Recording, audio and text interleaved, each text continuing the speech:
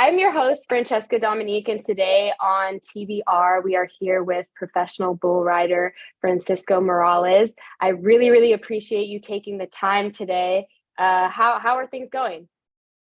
Oh, pretty good so far. I was in a little bull riding accident like almost 2 months ago, but Okay. I'm recovering well and fast.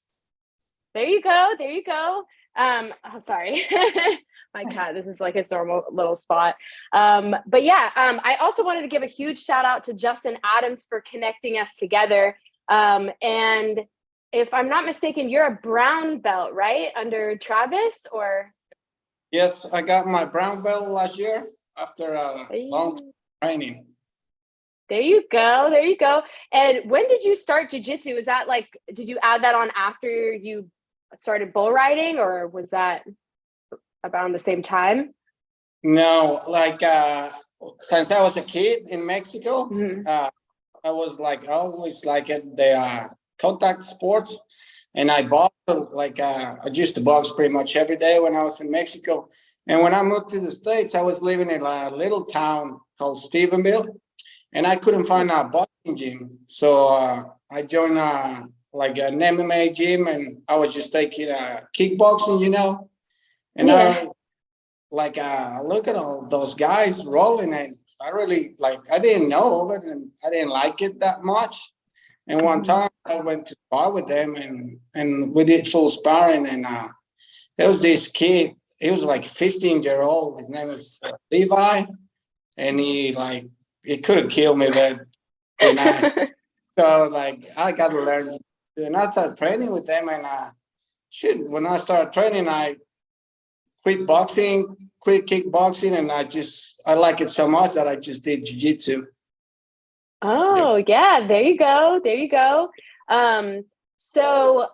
When you started the jujitsu side of things, did you find that did it help or add to the bull riding side of being an athlete, you think? I helped me a lot. Like I wish I would have started training jiu-jitsu like long before I did. It helped me in so many things. First, strength, flexibility, not panicking on bad situations. You know what I mean? Mhm. But first of all, I was this guy that I like to party a lot.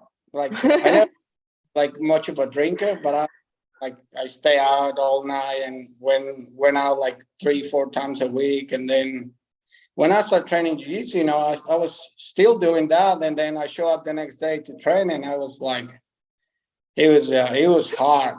So I realized then that if I didn't go out and like the night before, or if I got a good night of sleep, I was doing better the next day. So I started quit going out and training more. So if I would have done that when I was, a lot younger in my bull riding careers, it would have helped with that thing too. Yeah, right. Yeah, Yeah. definitely. You don't want to be going up against killers the next day and be like, even just at 90%, it doesn't end up going well at Yeah. all. That's how I was, I was getting better at jiu-jitsu, but I was like, after 2 or 3 rounds, I was like, and I was like, that going out part needs to stop. Right, never But again, never I wish again. I would have to I don't have any kids, but if I ever have a kid, I'm gonna put him on jiu-jitsu. Like as soon as he can walk and move around, he needs to train that. Yeah, Okay. it's such a good sport, like as far as like the discipline and like you had done, right? Eventually you start realizing, ooh, if I stay out late and I'm doing all this other stuff, I won't be good at this thing. And this is the thing that kind of like matters to me the most. And so it kind of like helps you keep that discipline in line. And it's always a lot of like jujitsu practitioners, they just have just a solid view on life, and everyone's super relaxed. That's what I like so much about like just like the martial arts world itself. Everyone's just so humble, because it's like that, moment where, or like you're going against a 15-year-old and you're like, oh my gosh, this dude could like break me in half, and it just puts everything in perspective for a second, like, oh my goodness, it's Yeah, wild. It's wild. Yeah, exactly. And I remember that time, like I was like, "Yeah, I'm not gonna throw it too hard. He's just a kid." And I was like, boom, boom. I was like, all right. I was like, I didn't take it. Let's go again. And he did it to me again. So yeah, it's and it helps you, like, especially here, like you show up training. It doesn't matter if you're mad, if you're upset, if you're happy. Like when you get out of there and like, training hard and giving your best, you get out of there like calm and relax, and it doesn't matter how you went in there. Here up here, when you get out, it's like it's always a lot better. Oh, yeah, yeah, yeah. Definitely does a lot for the mind side of things. And that's something that I've always been, I think that probably captured me the most. I think about getting into the mixed martial arts world is like, first of all, I'm like, why would you want to get punched in the face? Like, if you had the option, I'd be like, let's talk this out. But it's like, okay, like someone that chooses to go forward, into the fire versus walking away from it, it really does a lot to, kind of change your view on humanity and also like what's possible. Like, I don't know, sometimes here I'm like, oh, maybe I don't go to the gym today, and I'm like, oh my god, there's someone out there that's like cutting weight or doing something like super intense. Like, go to the gym, Fran, what are you doing? But for like on the bull riding side of things, is that something that you grew up with, like with your family doing it, or like how did that get its start in your life? Yeah, I grew up in a ranch. I'm from a little bitty town in Mexico, but I was always at the ranch, always like around livestock, horses, and my parents always like got me around. I don't know if you're familiar with the charreria, Yeah, like yeah, the yeah, yeah. with the big sombrero. It's kind of like rodeo, but a little different. So I grew up in that, and since the first time I got on my like a bull, like proper, in a bucking chute with a bull rope, I was like, that thrill, that feeling, the thing you feel, it's like like it got me, and I was like, I want to do this, like, and I started kind of like playing, and my parents, they didn't want me to, say they like they didn't they were not, no, you're not doing it, but they were trying to, like, oh yeah, but do this first and do this, and they try try like different ways to make me change my mind. But no, I was like, did all the, I end up with the bulls, and then like I started doing that in Mexico, and I was like, I remember I was like during the school break, I used to work at the ranch, and I used to clean the I don't know if you call it corral, what the Hmm. pigs are, and clean the stalls, the horses, and all that. And I just get 50 pesos a week for that. And then the first bull riding I went to, I was 14, and I wasn't even going to ride. I just went to watch, and a couple of the riders didn't show up, and a friend of mine is like, "Hey, you want to get on? You want to?" And I was like, "Yeah." But yes, I didn't even think, like the whole thing. I was just like, "You want to get in?" Yeah. And then, okay, you're in. And he went to the judge and put my name, and I was like, oh, this is for real. So I didn't even have my stuff, and I borrowed like somebody else's bull rope and glove and everything, and I ended up winning third. And if I'm not mistaken, I won like 450 pesos, and I was like, it would have taken me like 2 months to win that. I was like, I'm not working again. I'm gonna lose.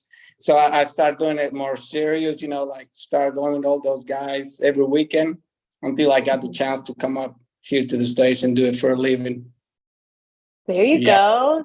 And bull riding there is a little different, right? There's no hands, right? Or is No, that what? that, that's that's another like they call it haripels. That's how they do it in the South. But no, like there's like the haripels and just American rodeo, like just like how they doing up here, how they Oh, doing it up. interesting.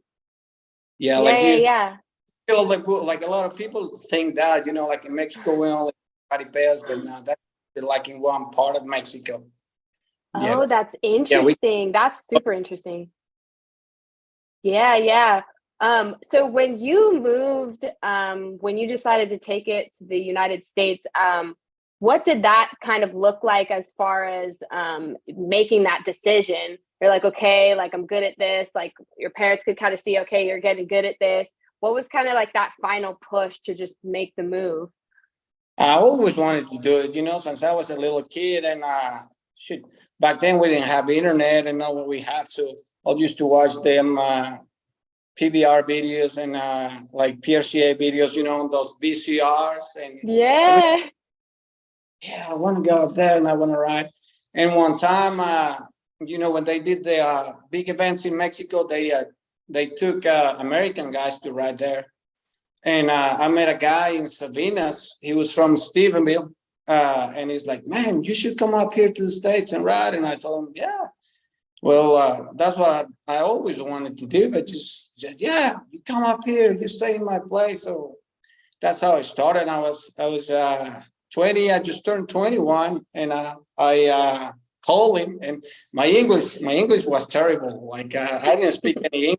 So I got some help, and I wrote it down. Hey, am I still welcome to come? Of course. He told me just fly to Dallas and pick you up and this and that. So I did, and yeah, that's where everything started.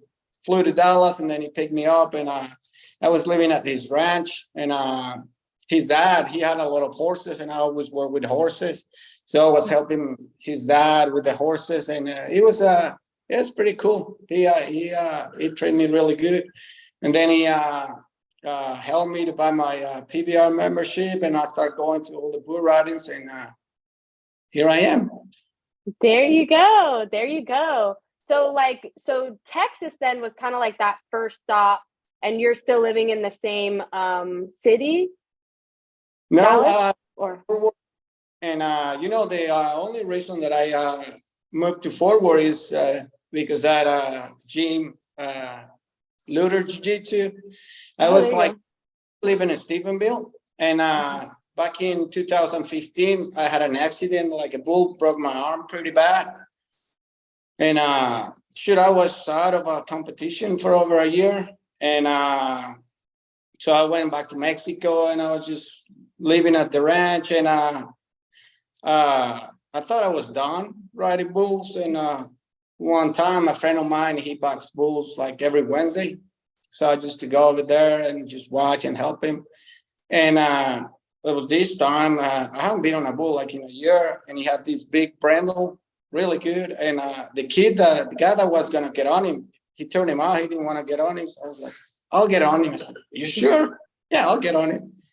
And I get on him, and I rode him, and I that feeling, it was still there, that same thrill. Or so I was like, nah, I'm not ready to quit riding.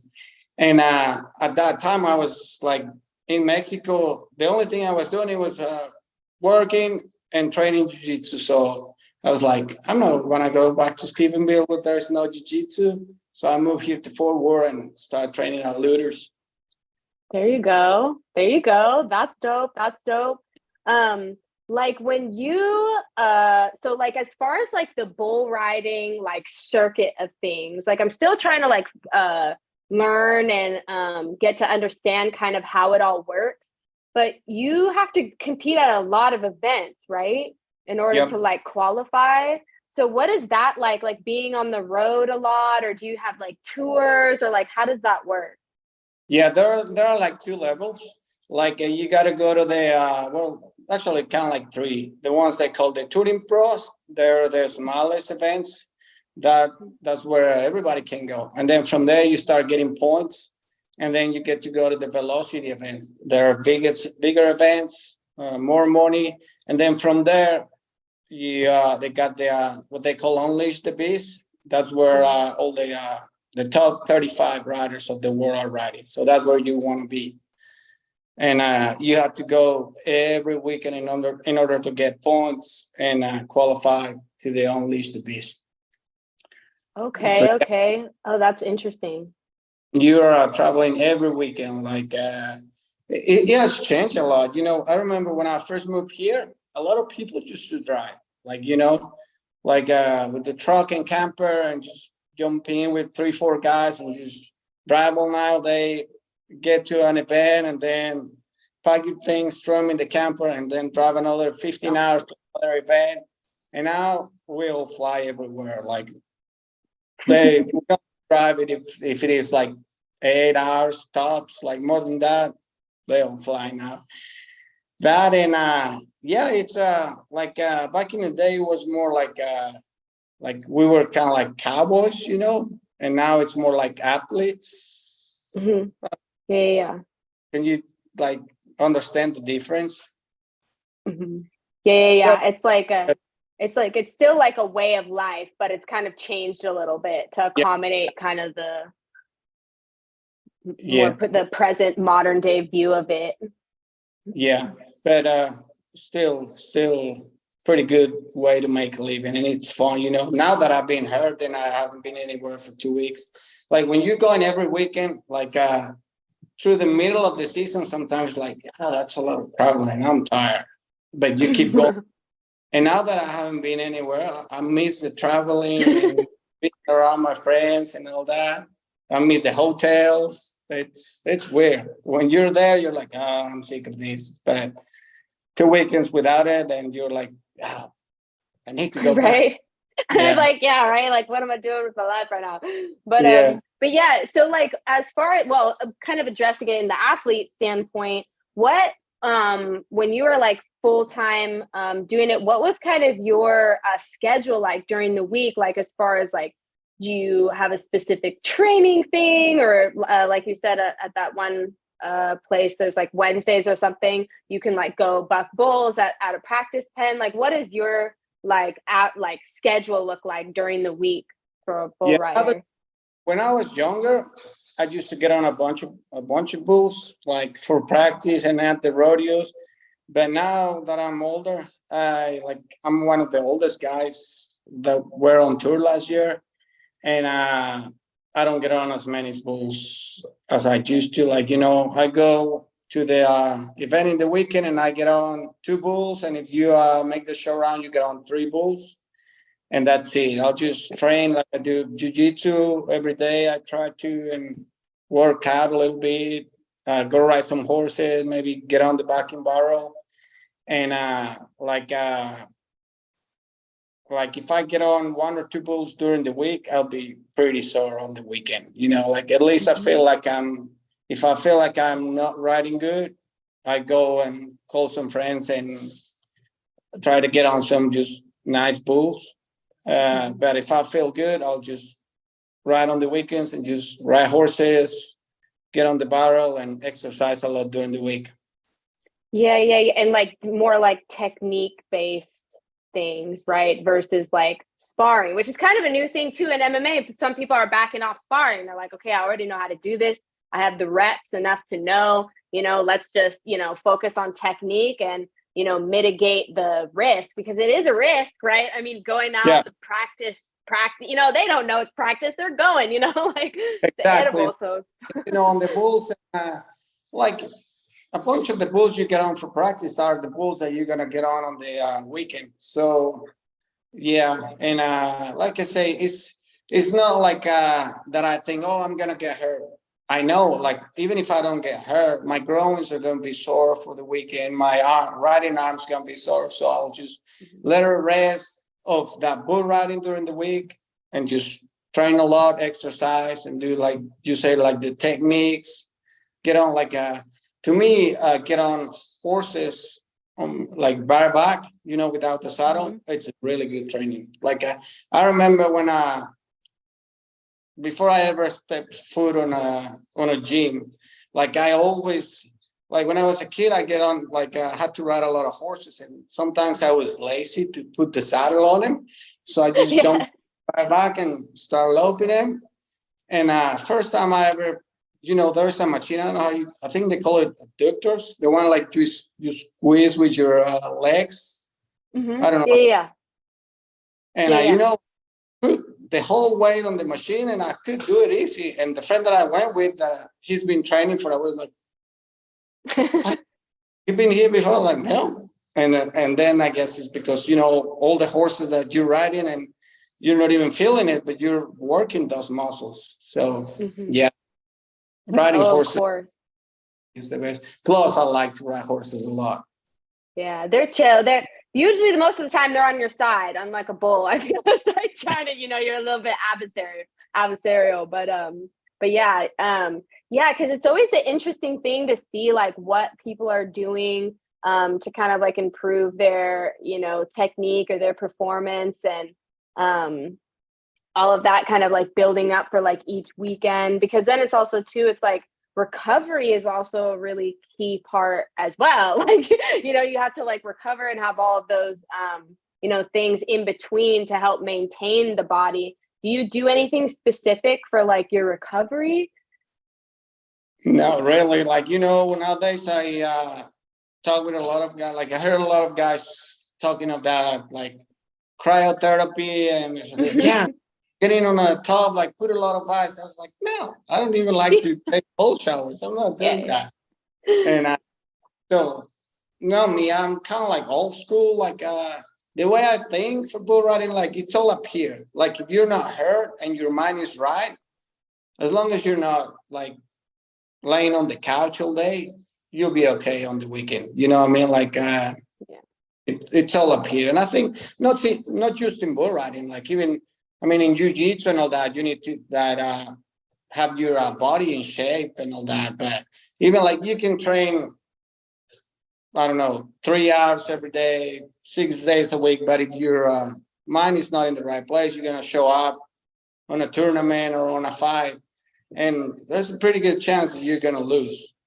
But and I'll think like if you put a guy that doesn't train as much, but he really believes in himself and he really believes that he can do it, he's gonna beat the guy that doesn't have confidence in himself, even if that guy trained like a maniac. Oh, for So, sure.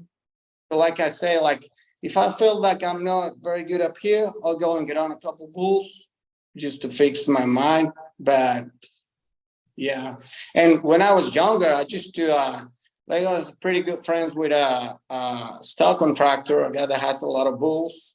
Back when I was living in Stephenville, and he'll call me like I'll be in the gym and he'll call me, hey, I need back a couple bulls. I'll be there and I'll go like sometime. Like one day I remember I get on like 8 bulls, like bulls that they were gonna be at the van in the event that weekend, and I'll get on them just for practice in one day, and then I'll show up on the weekend. Now, like if I get on, there's no way I can ride 8 bulls in a single day. So yeah, you have to like know your body and like I would like to, but I can do that. I can get on that many bulls. Yeah. No, it's definitely an interesting relationship, like having a job or a career where like your body is the actual tool to like what you're doing, Yeah. So it's also like again that mental side as well. Like one thing that I feel like people are starting to look more into, at least right, like in the fighting side, that's kind of come to light the past couple of years, is like a mentally compromised fighter is a physically compromised fighter. Like you're not going to be able to utilize the skills that you need, and preparing for that one moment. Like I was reading, someone told me to read Ty Murray, King of the Cowboys, that book. And he was talking about in the beginning, like preparing for the moment. Like not everybody gets that moment where, I don't know, or like in basketball or something, the game winning shot, the ball's going to go to them and they make it. Like taking that moment on, like, and it's definitely something that's like in bulls, right? It's like you spend you're like preparing, right? And you prepare the week, and you're doing all this stuff for like 8 seconds.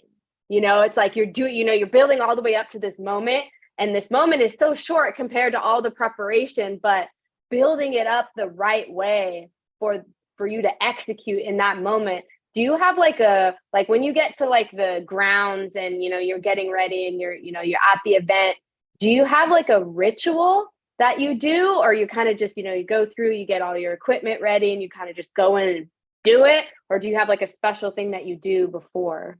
It's kind of like not a ritual, but I always do the same thing. Like the first thing I pray, like I believe in God, so first I pray when I get to the arena, and then I get all my equipment ready, and I like well, that's like before all that, we have to be in the event like 2 hours prior to the event at least, and there are a lot of guys that when we get to the locker rooms and when we get to the event, they like you can see they get pretty tense and they all like and I get like that too. So I'll just stay playing and trying to talk to everybody, and because if I get like that, I'm starting to think a lot of stuff. So I like to just kind of like play around and talk to everybody for a little while. And then like when it's getting closer to showtime, I just like warm up a little bit, stretch my body, and that's kind of like when I get a little more serious when it's almost like nearly showtime. But before that, I like to be relaxed and just try to not to think about it. Yeah, there you go. There you go. Yeah, because it's all about kind of like maintaining that composure. Like you're saying, there's always that one person that's kind of in the corner that's like, oh no, they're spiraling. Their mind is just going. And you can see it. Like you can see it happen. It's such a like very intense moment, but it can also spread, So it's like you kind of have to like I'm maneuver like around it. away from them. I'm always with the ones that are playing around and telling jokes and all that, and keeps you from thinking too much, especially when you got one of the bulls that nobody wants to get on. Yeah. Like if you see me playing a lot and smiling and laughing, it's that it means I got one of those bulls. Yeah, definitely.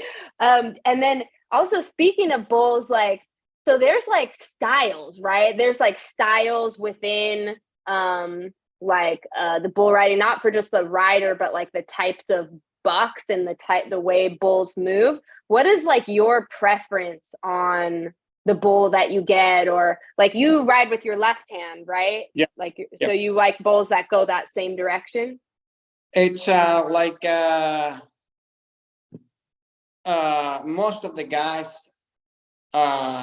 likes the bulls into their hands. You know what I mean? It's not easier, but it's easier to ride the bulls into your hand than away from your hand. Like some guys like away from the hand. I think I'm a little better into my hand, but I actually like bulls away from my hand. Like I enjoy more the ride when they're spinning away from my hand. But like at this level, when you're riding at the PBR, there's no easy bulls. Like I remember when I first came up here and I was riding in Mexico, there was like you show up to bull riding, there were type 20 bulls, and they were like, oh yeah, on that one or that one or that one, and here's like one, whatever. Like they're all pretty. Yeah, they're all pretty gnarly. Like you want the bull that really like buck hard, like kick hard and spins fast, so you can get a good score and be on the money. Oh, for sure, for sure. Has there been any like weird moments that you witnessed? Like, I don't know, I was watching because I'm like trying to watch footage and like understand like the sport and the style as they like commentate over it. And there was one where the bull just didn't leave the chute, and like they were trying to get it to buck and like it didn't leave, and then it finally kind of started turning so the guy could get off. Is there like any sort of like weird moment kind of looking back at like one of the events where it's like, or like all pandemonium, let loose, or like just like a moment you remember? Yeah, that happened to me once. Like I show up to this rodeo back in Mexico, and there was this bull that I didn't know, and they were gonna back that bull twice and a few other bulls, but that bull twice, and I drew him on the second round, and I watched him on the first round, and he bucked really hard, like jerked that guy down, hit him in the face, knocked him out, and I was like, oh, and well, I get on him and I got ready and called for him, and he didn't move. He didn't like leave the chute. Like they opened the gate and the bull just looked out, and I was ready. So it's pretty dangerous, and if they open all the gate, so they close it again, and I got ready again. called for him again, and he did the same thing. He didn't move. Rewrite, yeah, rewrite. Oh, thank God. And they came in. That and one time I was riding a bull, and like when I'm on the bull, like I don't hear anything. Like you say, hey, I was like a lot of people, they're yelling at you and screaming and but me personally, I don't hear anything. Like sometimes like I know the bullfighters and they're yelling at me like, come on, go, no, and I don't ever hear it. Like until the buzzer goes off, I kind of relax and then I start like hearing things, but I don't usually like don't hear anything when I'm on the bull. And this time I was like, I called for my bull and he was barking pretty good, and I was showing him, and all of a sudden I kind of like, your view is right here, but when the bull kicked, I kind of went like that, and there's another bull in the arena. Like he barked and he opened the gate and got out, so I was riding, and now I have to worry about the bull that I get off of and the other bull. But thank God I got off of him and nothing happened. But yeah, that was weird. Yeah. Oh, for sure. And I mean, like, as far as like bulls go, I mean, when they come in their house, like brought in for the event, I mean, they're like next to each other, right? Like they get along, or is it kind of like studs with like horses? Sometimes they're like all over the place. And they get along. Some of the bulls, they like to fight, and they like if you walk on the back pins on an event, you see like 2 or 3 bulls in the same pin, and sometimes you see a bull by itself. It means like he likes to fight, or they take care of the animals like really, really good. So they like if there is a bull that is known because they like to fight or hit the other bulls, they like separate it and leave him in their own pin. Yep. For the safety of the athletes, the other half of the athlete. Like their bulls, like them worth a lot of money, and the stock contractors, they put a lot of time, and they're like their babies, so they take really good care of them. Oh, for sure. For sure, for sure. What is like the average age of a bull that will be like at the top level of the people? Because they get kind of worked down a little, right? Like as they get older, they kind of like phase out a little. What is like the average age of a bucking bull at that level? I would say like one of the older bulls bucking. Like if you see a 10-year-old, 12-year-old bull, I think that's an old bull. Yeah. Oh, okay.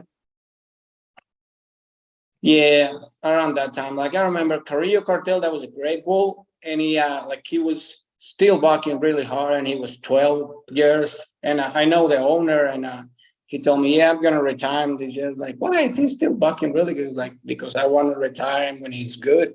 So I think like you see a 12-year-old bull, that's an old bull for a bucking pretty bull. Old.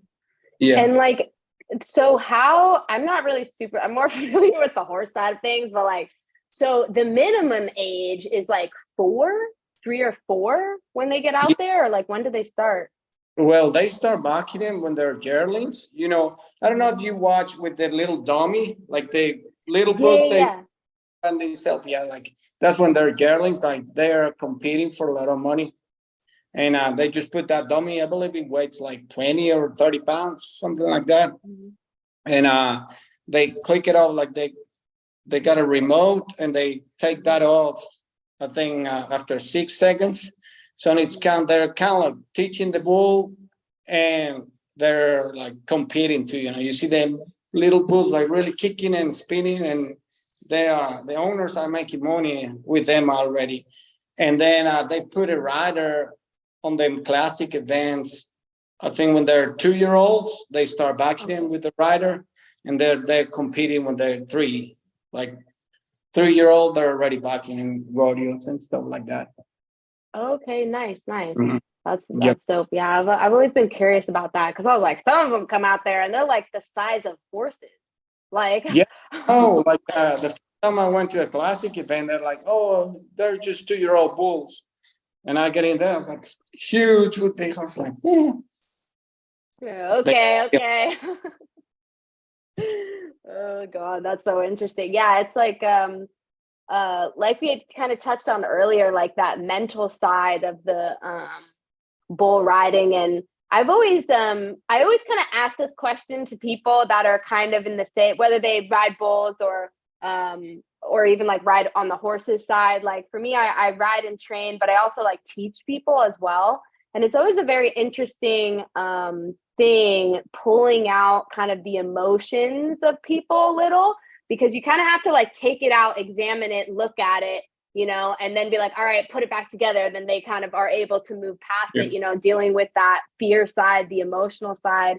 So I always like to ask people that are in extreme lines of work, what is your relationship to fear and how do you manage that? I think like in this sport, fear is always there. Like if you ask one of the riders and he tells you, no, I'm not scared, I don't feel any fear, like he's lying to you. Because it's, I think it's even helpful, like that little fear you feel. And like nowadays, after all this time, I think more than fear is, well, it's fear, but now it's like more nervous that you don't want to fail. You know what I mean? Mm-hmm. Like you don't want to fail, you want to do good. That's like I think my biggest fear. And like you can really get hurt in this sport. So, but I try to don't think about that. Like even like when I'm watching videos of bull riding and stuff, or like someone's getting hurt and I don't watch it. I don't like to watch that because like, or even like when I'm in a bull riding and someone gets hurt, like if it's not like we all know each other, but if it's not one of my traveling partners or like really, really close friends, I try to stay away because, like someone gets hurt and then 10 minutes after you have to ride, you don't want to be around that thing. So yeah, first always there, I try not to think about it. And like I say, I'll just like to play and try to talk to everybody and this and that. And then I know, I noticed like even when you got that, like you're more nervous and normal, a little more scared. Once you climb in that chute and get on that bull back and start getting ready, that kind of goes away. You know what I mean? Or in my case, it does. Like when I'm waiting for my bull to get loaded, I'm scared, but once I'm climb on top of it, that kind of goes away and I start just focusing on what I have to do.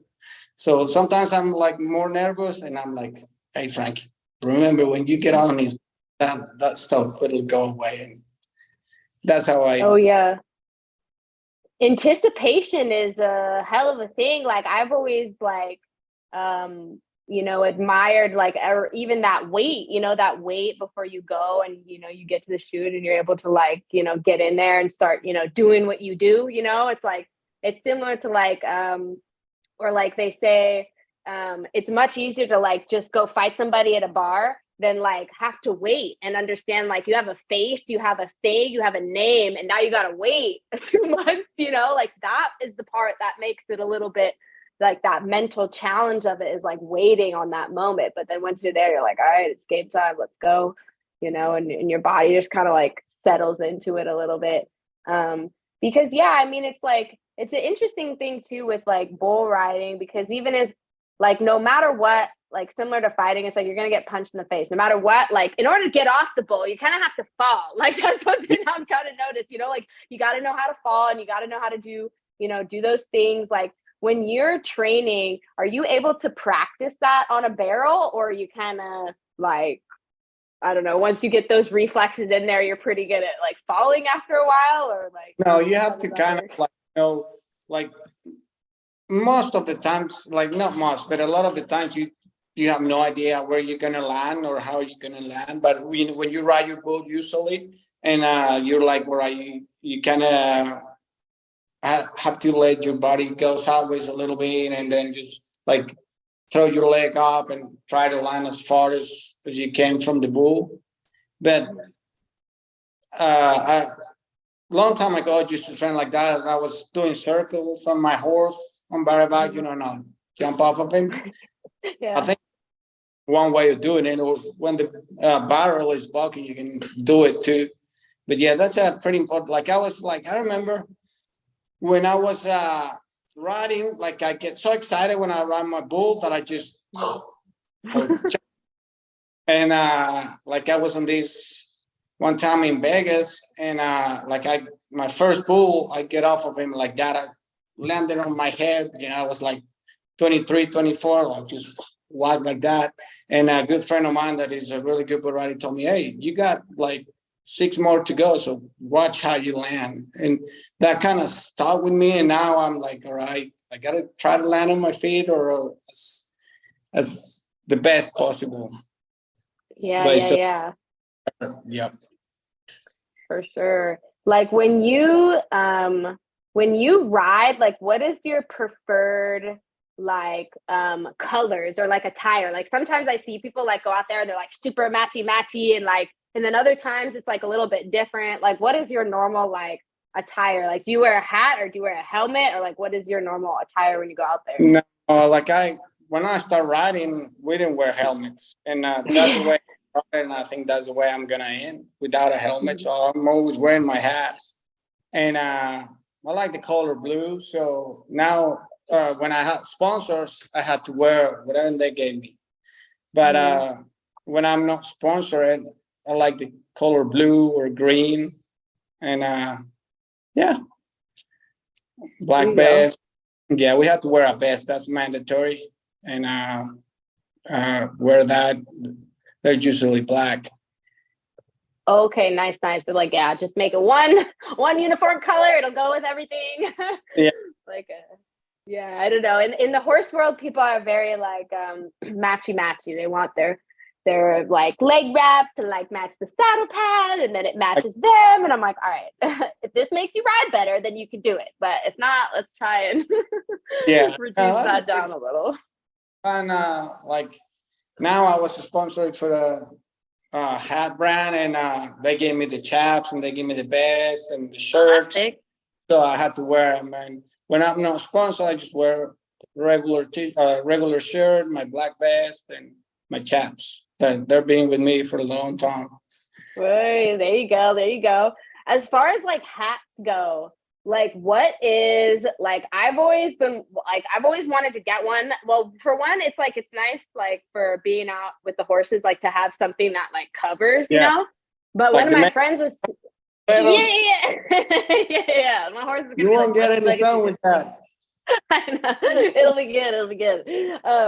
Like what is a good amount of money that someone should spend on a hat? Or is it more about the brand that makes it legit? Like someone told me that I can't just get any hat. Like it has to be like the right one. I don't know. It's really expensive nowadays. And now, like guys like me that ride with a hat, like a hat will last 3 weeks. Like you land it. Sometimes you're wearing a brand new hat and you get up your boot and land on your head and you pick up your hat and you're like, oh shoot. Oh no. You can buy a good hat from $100 up to I don't know. There are some hats that cost 5,000 maybe. Like some really good, like a good felt hat. We use felt hats on the winter, straw hats on the summertime. A good straw hat worth like I don't know $150, $170, and a good felt hat, like not one of the best, but a good one around 500. Okay. I think that's what they were telling me around that ballpark. I was like, okay, I need to go there. No, not some of the best, but pretty good. Like, there you go. Okay, I'll put that on my list because I was like, what if I get one and it's like not the right kind? People are like, you're faking. It's like, it's best to ask about those questions first. But as far as like well, like you're still recovering and everything. Like, is there a timeline on what maybe your next event will be, or like for jujitsu? Do you compete in jujitsu or?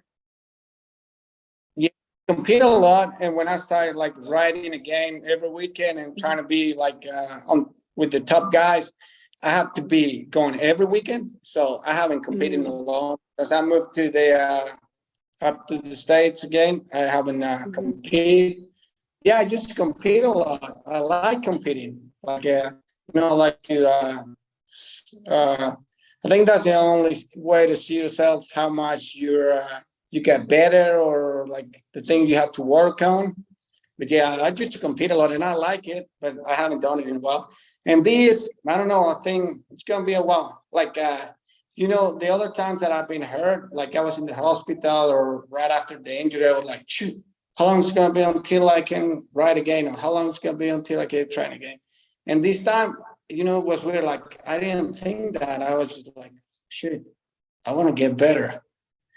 Yeah. And the doctor been nearly 2 months since the surgery, and I had to wait another 6 weeks with this brace and just walking a little and not doing anything. But I think it's gonna be a long ways. Probably, I'm guessing like the rest of this year I'm not riding. I don't know. It's hard to say. Yeah. Like on all the other bad injuries that I had, like the doctors kind of give me a time, like, yeah, you can be out for 6 months, 8 months. And I was always ready before that time. Yeah, like, like I take good care of my body always. Like I don't drink, I don't smoke, I exercise a lot, I try to eat healthy. So I think that helps me a lot.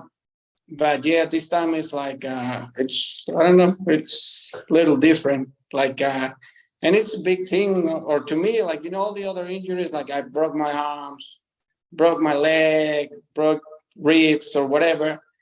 And you kind of get scared and it hurts, but you're like, oh, I'll be all right. And this time was like, it was different. I couldn't move and I was scared. And then I got to the hospital and they took, all the tests, and the doctor came and said, yeah, your back is broken. And you're like, oh, like that's not a great sentence at all. Yeah, it was like all the other times. It was like a little moment. I knew it was gonna be, just gonna be okay with time. And this time I was really scared. Like I was like, oh, but yeah, hopefully, like I don't want to get ahead and start making plans, and I'll just do my best to get healthy, and we'll see. Hopefully soon. Yeah. There you go. That's exciting. I mean, one day at a time, one day at a time. The human body is an amazing vessel for sure. Yeah, like like the other times I went to the hospital and they're like, yeah, 5 more weeks, like with this. I'm like, nah, okay. And I'll wait 3 and then I start riding the bike. And like I did that 2 weeks before the doctor told me. Then I went back to the doctor and, oh, it's going really good. Now you can start jogging. All right, in 5 weeks. So 3 weeks and I start jogging. But now I'm like, I'm going to listen to the doctor. I'll wait. Yeah, there you go. See, sometimes it's like the older you get, the more the wiser you get as far as like, okay, maybe I should listen to the things. I don't know, like sometimes too, like in horses, like they always tell us to wait longer because they know that you're gonna try a little early, So like, okay, let's do 6 months. They know what they're doing over there. Oh my God. But that's good. But that's good. Incremental recovery, that's always a positive thing. Sweet. So where can people find you on social media? Obviously, I'll plug the links and stuff down below, but I know you're on Instagram, but are you on any other platforms out there? Yeah, I had the Instagram, Frankie Morales at 81, and Facebook, Francisco Morales. I was like I'm old school, like social media came up, Facebook and all that, and I didn't have it for a long time.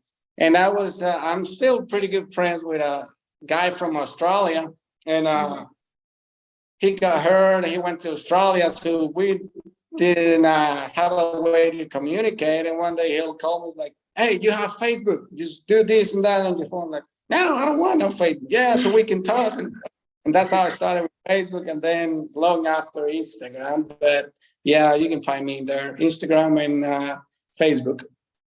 There you go. There you go. Perfect. And I'll be sure to plug everything down below. But I really, really appreciate your time. I learned a lot actually today. Thank you for letting me ask you some of the questions. Like I feel sometimes I'm like when I'm getting to know something new, I'm like, oh no, these are like really dumb questions. But I'm like, okay, it starts to put together the picture a little bit more. And I feel like the best way to like understand a sport is to understand the people that are a part of it. And then you're like, okay, now I can understand the mindset a little bit better. But I definitely appreciate you taking the time today. Thank you so much. No, thanks for having me, Francesca. It was really good, and all the questions were good. You know, like I remember there is no dumb questions. They say, like I remember I was a kid in the school, and I wanted to ask something, but I was afraid that it was going to be a dumb question. So I didn't ask, and 5 minutes after, another kid asked the same question, and the teacher said, "That's a really good question." So yeah, that was pretty good. No, good questions. Oh, good, good. I really appreciate that. Awesome, awesome. Well, I'm gonna go ahead. I'm gonna let you go, and then I'll be posting this in the next couple days. I've just been working on getting the graphics together for the bull riding part of it. But yeah, perfect. Awesome. We'll be in touch. All right, cool. Thank you, Francesca. Of Bye. course. Bye. Bye.